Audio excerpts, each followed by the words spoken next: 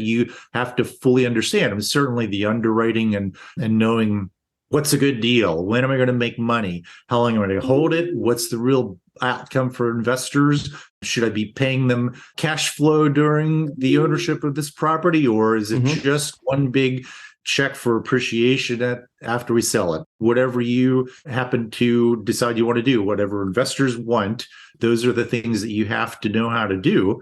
And you have to know how to build relationships, because you're not going to do it all yourself. You're not going to be able to take it all on, and you have to have competent people. Your network is your net worth. Come listen to some of the most successful people I know share invaluable knowledge, stories, and advice in real estate, business, and beyond. This is Weiss Advice. Whether you want to take your business or personal life to the next level, look no further. Welcome back to another episode of Weiss Advice. I am your host, Yonah Weiss. Excited to be here today with another great guest. We have John Todderud on the show from Seattle, Washington. Welcome to the show, John. How are you doing today? I'm doing great, Yonah. Thank you for inviting me. Great to be here and share some stories with you and your listeners. I always love stories, that's for sure. In fact, if we could just have a podcast just sharing stories, I think that would be awesome. So if we can incorporate some of those stories, I know you've been in the real estate business for well over a decade and have seen a lot. That's for sure. Nobody has more gruesome stories than real estate investors. People have been around, some ugly stuff out there. And those of you who've been around for a while have survived it and learn that it's not the end of the world, and there's just another problem to solve. 100%. So give our listeners a little background of who you are, what you do, how you got into real estate. Sure. I have a software engineering background. I was a tinkerer as a little kid and wanted to learn computers at a young age, and took a class in high school and then liked it and learned computers in college and became a software engineer, and then moved from software engineering into engineering management. And it's enjoyable and a lot of interesting things. One of my early projects was a satellite launcher from the space shuttle back in the 80s. And wow, it was super interesting. I discovered I had a small piece on a very large project, that I moved on and went to smaller companies. Interesting, recently went to the Air and Space Museum in Seattle here, that we enjoy, and walked through and saw the space shuttle exhibit, and then walked through the space shuttle, and there's my little project exhibit in a museum. Wow. You've got a few years if some of your work is there in a museum, but it's interesting. So anyway, I moved on from there into early entrepreneurial experiences. They were marginally successful, I would have to say. They were hugely educational. I designed a software product and built a business around it, and had that business for about 10 years. I raised startup funds for a web business. And so I got to the point in my life where I knew I wanted to take more control of my financial destiny. I found real estate. And I bought real estate for about 12 years ago. So it started small and multifamily nearby.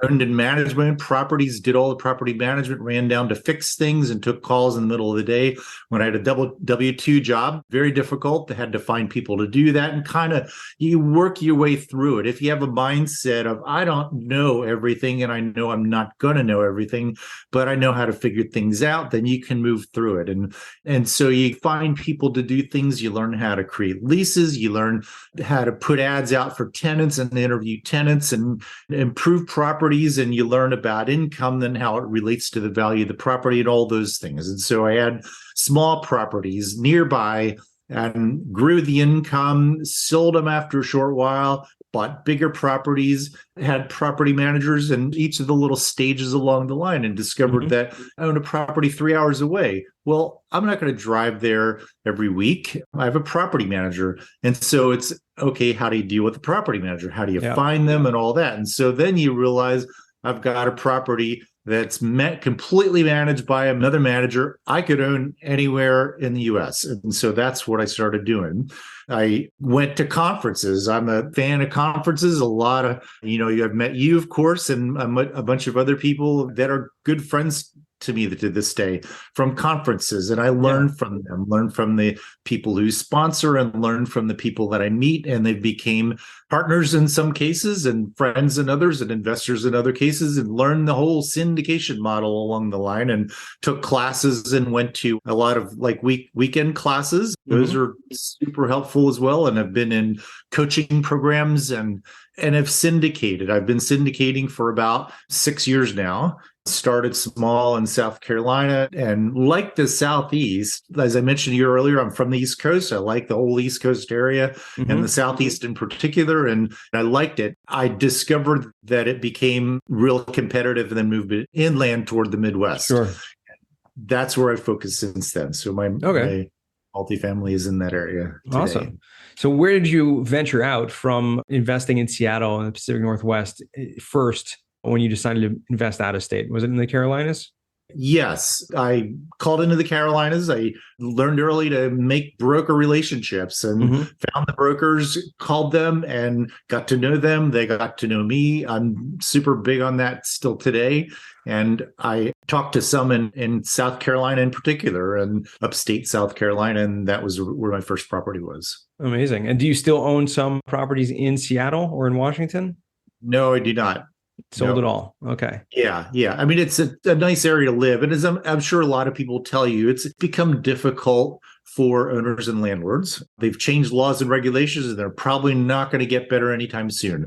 Having said that, there are a lot of growth areas, and I know a lot of people doing real well in Western Washington, Greater Seattle, also some the metro areas in Eastern Washington.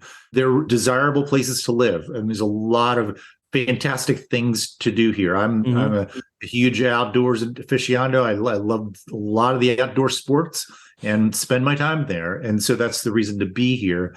And a lot of tech companies bringing in smart people who have the same interests, and they're growing as well. And so there's a lot of positives about the area. It's just not my particular market. Sure. Yeah, absolutely. So I'd love to, jump in. You kind of teased me a little with some gruesome stories, and I always love the war stories. And even if they're not war stories, but difficult stories and things that you have experienced along the way, managing your own properties, I'm sure is very difficult. Managing managers and, properties out of state also comes with challenges, but love to hear if you have any stories that come to mind. Yeah, it could go on all day long doing it. I'll take a couple that I think try to keep them short and sweet. But in one property, I had a male tenant rape a female tenant. And then the property manager called me and said, "John, I need to explain what's going on," and told me the story. And it was just awful. It's like, how could this happen? And then I wanted to dig into the assailant's background. Didn't we do a background check? And then I discovered the property manager, I can't seem to find the background check records. And I'm thinking, I already had problems with the property manager. And so this is very soon after that, they were gone. Wow. Had another property manager and resolved the cases. I just feel terrible for the people. Both of them left, moved on to different properties. I mean, the rapist, of course, went to jail, and then another one, a tenant had her brother move into the property, and I was doing a walk through the unit and saw weapons around. And I thought, this is really not what they're supposed to be here. He wasn't even on the lease. And so it created an atmosphere of fear through the property. I think the most interesting and fortunately positive outcome from it was earlier on, I had one of the local meetups that I went to. One particular guy ran the meetup, super nice guy, a friend of mine still today. And he was a firefighter. He's a retired firefighter now. And he was running a carpet installation business. And I needed carpet on one of my units, about 30 minutes away. His fire district included my particular apartment. And so I said, "Hey, I need carpet. And can you put the carpet in?" And he did that. And it was a great job. And everything went well. 6 months later, I'm sitting in my office at my day job, and I get a call from him and he says, "Hey, John, I just heard on the radio your building is on fire." Oh, my goodness. I said, "Oh, no," because he knew the address. And I got in my car and I drove down there, and it was like a sunny afternoon. And fortunately, people had walked by and looked in and saw the smoke. And the fire department got there. It was not flaming. It was just, the situation was a cleaner during a turn. A cleaner had knocked over a cutting board onto the hot plate of the stove, and it started smoking and charring. And I've still got that charred cutting board today. It just pumped smoke into the whole unit. Wow. And It's Yeah. just noxious. And they got in there and no flames. And so it was all okay. And Thankfully. I was so relieved. Yeah. Thankfully, no one was hurt. I mean, that's crazy, but good to have someone Yes. inside. I assume that's when you were self-managing the property. Yes. Right. Yes. Yeah. That's so difficult to hear when someone like that. But, thankfully you had, I think that's just incredible. That providence really of having someone on the fire squad And he remembered hearing the address. Yeah. That's crazy. Yes. I know. Super fortunate. That's amazing. So tell me about the company that you started, Cardinal Oak Investments. I always love to dig into the names. Like, where do you get the names from a company? Because there's usually reason, some symbolism or something behind that. Yeah, two things about my background. I've been in the IT space and software. And so I'm familiar with the internet, was early adopter, went out and got internet domains and that kind of thing. So I had a kind of a mindset on the names and I wanted a name that was easy to remember and easy to type in, and you didn't have to spell it out every time. My last name is not easy to spell or pronounce, and I didn't want to do that. And so when it comes to names, I just thought, you want something, a domain name that's not taken, that you do your trademark search and there's nothing like it. And I don't know, just a bunch of different names. Cardinal, certainly a red color, but also means a peak or the apex of something, the cardinal point of something. I thought that connotates the image that I wanted to project. And oak sort of means strength and a strong hardwood tree. And so an easy kind of name to put together and project out there. For sure. It's probably much more difficult nowadays to find a name that doesn't have any trademark or have any, website or web presence. I know I've struggled with it, trying to find my own brand and different names for companies and things like that. And even Weiss Advice, you'd think that, that would be great, but domains are taken. There's someone else on YouTube. There's someone else, on Twitter or Instagram, that has Weiss Advice, some, random music person, but the Weiss is a pretty common name, and I guess it rhymes with advice, so people took it already. Yeah, absolutely. I mean, you connecting your brand to your name and to yourself personally is a really smart thing to do, and gets people to know who you are. And so many of us do. We know who you are and what you do, and we see you, and you offer so much value in so many channels out there. And so it's a good name. It's a good brand for you. It's a great name, yeah. But I would, it'd be nice if I'd had a little more flexibility with it on the internet. Unfortunately, not. But we'll see. It could be changes down the road as I develop into other things as well. But tell me a little more about the syndication route that you took, because it's something that obviously is much more popular today, but 6 years ago when you got started was less popular. Obviously, people had been doing it for a long time on many levels, but doesn't have the popularity of all the different masterminds and groups that are out there teaching people how to do this as it is today. Yeah, I think it's no less scary today to get started in this route than it was back then. You start getting your head around all the things you have to be aware of. It's like developing relationships and who can you approach to invest in a deal. The whole idea of pooling money together.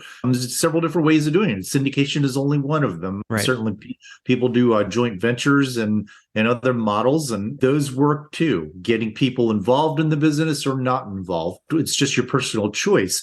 I knew that I wanted to have partners who I'd work together closely on the management of the business, and I've developed some good partnerships. And I knew that there were people in my network who I knew already who had an interest in what I was doing, who would not want to be participating in management. And they're, of course, the passive investors. And you go the family and friends route to find those people who have an interest. But you realize once you've done it sometimes and you're starting small and you've demonstrated your skill and expertise, then other people want to join you. They can see that you've done it and done it well. But it's a long route. It's finding good attorneys, getting good legal advice. I don't want to mess up this at the very beginning and never be able to do it again. I don't want to buy a bad property and lose money for investors. I mean, my goodness, an investor placing their trust and faith in you that you'll safeguard their money is one of the most sacred responsibilities out there. And, the good syndicators, and certainly most of them that I talk to and meet, are like this, where their heads completely on board with That's the thing that I protect the most is my investor money and my investor relationships. And Right. certainly you have to have that mindset. You're not going to be doing this on a fly by night. So all those things at the beginning that you have to fully understand. And certainly the underwriting and knowing what's a good deal, when am I going to make money, how long am I going to hold it, what's the real outcome for investors, should I be paying them cash flow during the ownership of this property, or is it just one big check for appreciation after we sell it? Whatever you happen to decide you want to do, whatever investors want, those are the things that you have to know how to do. And you have to know how to build relationships, because you're not going to do it all yourself. You're not going to be able to take it all on. And you have to have competent people, not people that you're sort of tutoring or mentoring or things like that. People have to be good who join a team like this. Sure. And then there's the whole marketing part of it. I enjoy marketing, but a lot of it sometimes I'm not as proficient at as I should be, like being able to convince people that these really are opportunities, or these are the areas that I have skills and expertise, and these are the areas that I'm maybe not as strong as others. And so being upfront about that and forthright. But yeah, and I knew that I wanted to take on larger properties, and it's a progressive process that you have to start with what you think you can take on and then move into the bigger ones. Absolutely. I mean, like you said, the first rule number one, right, is don't lose money, right? And, rule number two is refer back to rule number one, right? Yeah. Especially when you're dealing with investors' money. And I totally hear that. And having other people on your team who are better at different aspects of it is extremely important. Is that something, you mentioned that, you alluded to that you're definitely building a team, having team members, whether they're property managers, whether they're people helping you with the raise. Have you partnered up with other people in your specific syndication business, or have done joint ventures and things, co-GPs with other sponsors on deals, or have you solely done, kind of your own deals? I have partnered up. I found some good partners through a number of different sources. In several cases, it's been the conferences that I've gone to, had a chance for a 5-minute conversation with some people. And I always try to have a follow-up conversation with everybody, with all the people that I've met, and get to know them better. It's not always successful. Some people is just not reachable, and some people it's that their interests changed after the conference. But some of them I had longer and more detailed conversations with, and realized that they had their interests aligned with mine, and they had skills that I needed and competence, and I was able to help them in achieving their goals as well. They were looking for these opportunities. I've had several experiences like that, and different team members, and I've had team members introduced to me by other team members, and they're critical. I mean, you have to find the right people. Absolutely. What would you say if you could pick like the best investment, or something that has just gone really well on a property that you've done in your career? The best one is one that a team of us bought about 1.5 years ago. And it didn't initially look like that. We're still in ownership, and you could probably characterize it as a somewhat distressed property. I really wouldn't describe it that way. It looked great on the outside, and it still does. It has a nice curb appeal. It was just low occupancy. So it had been in an area and where occupancy dropped considerably lower, had an owner who just wasn't taken care of. Then one owner bought it prior to us and started doing a lot of renovations. And they did a lot of outside work. They were renovating the interiors. And along the line, they let it know to the broker that if a good offer came along, they would consider selling it. And this is 2 years ago that I was looking at it. Actually, was on the market for 3 years ago, but they were not successful. And then I looked at it and I liked it. And they had already demonstrated renovating units and being able to lease them up, finding tenants who would pay market rent for them. Yep. And so there's a lot of demonstrated proof that this is a viable opportunity. And I was looking at it, and it was under 50% occupied, maybe 47, 48% or so.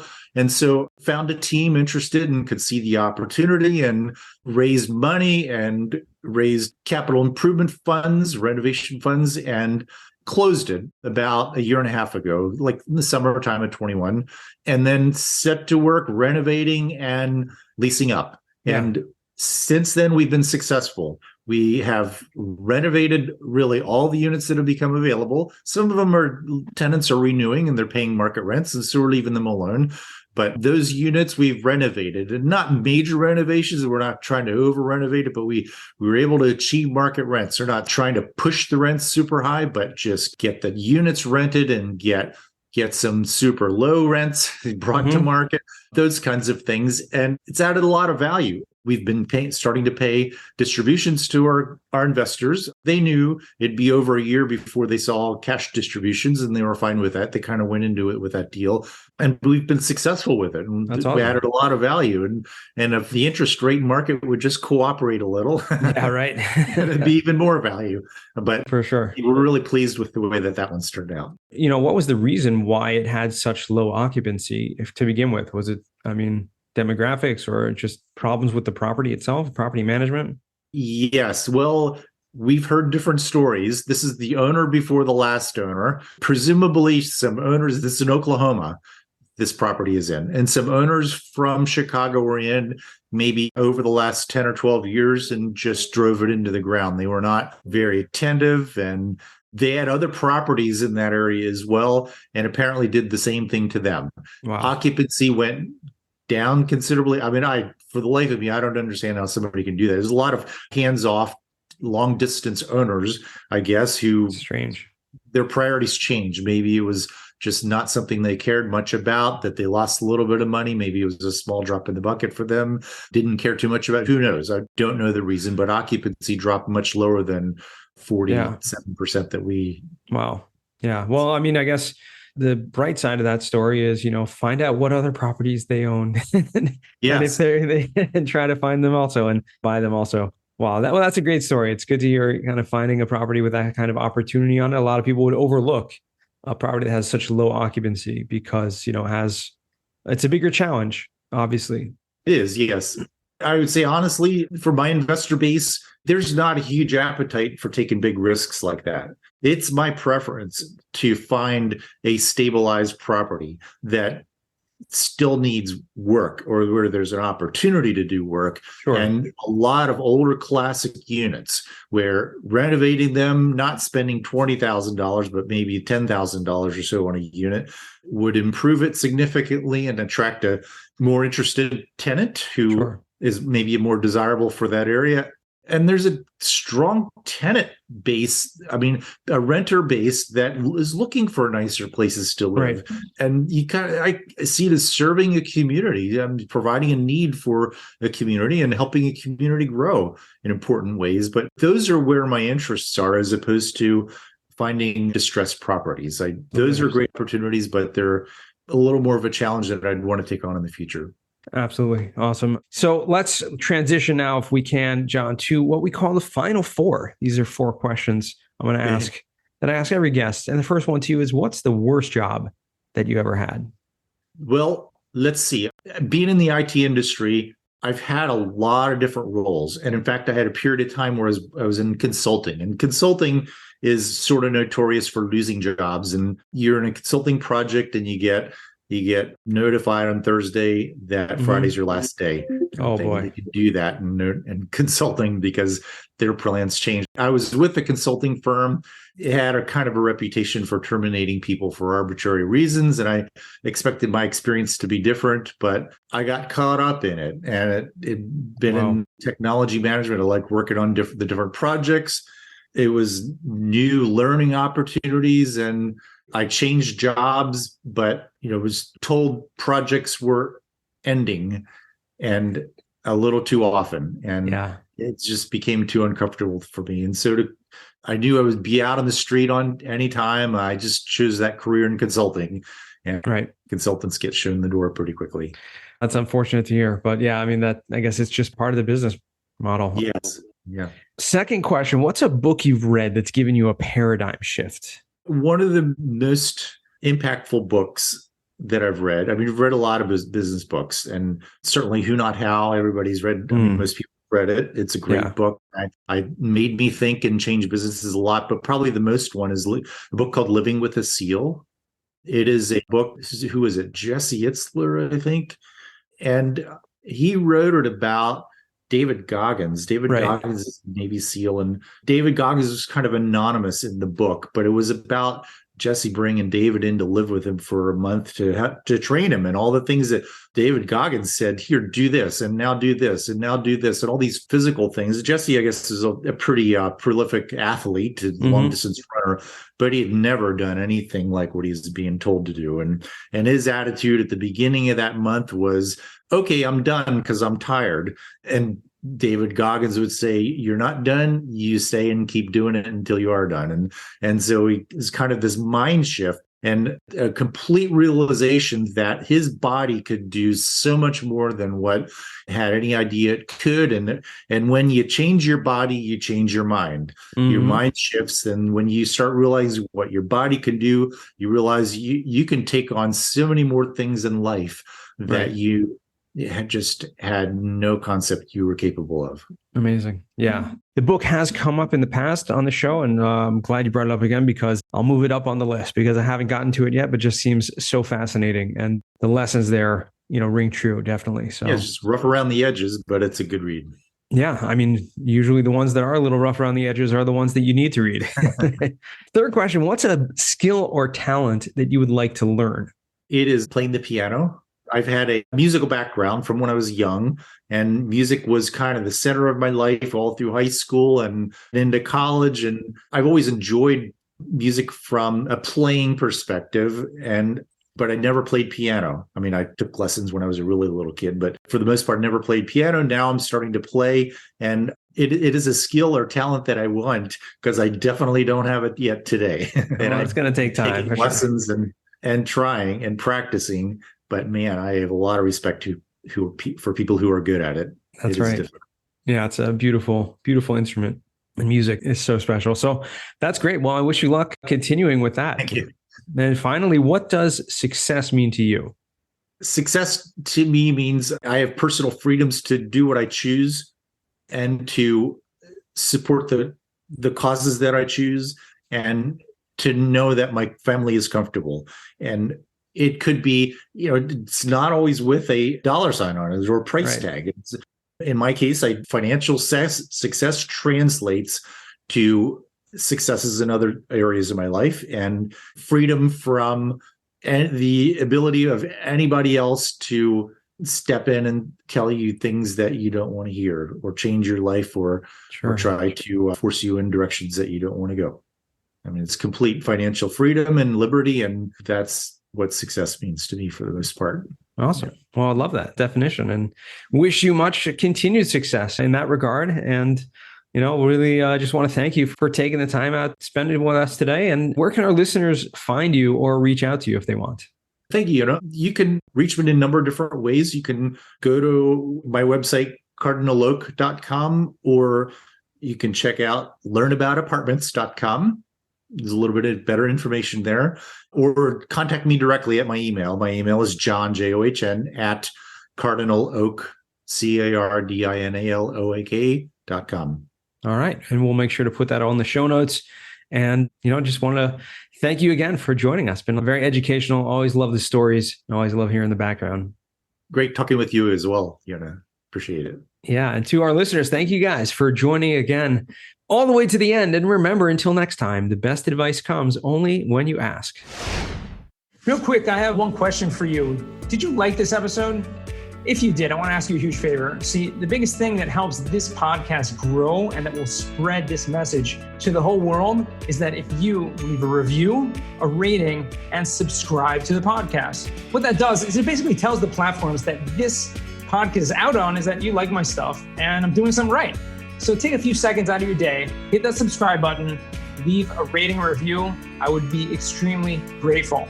Also, I want to hear from you guys. So I want to hear some feedback. If you have any questions for future episodes, please find me on LinkedIn, send me a DM, a connection request, Yona Weiss, and I'd love to hear from you.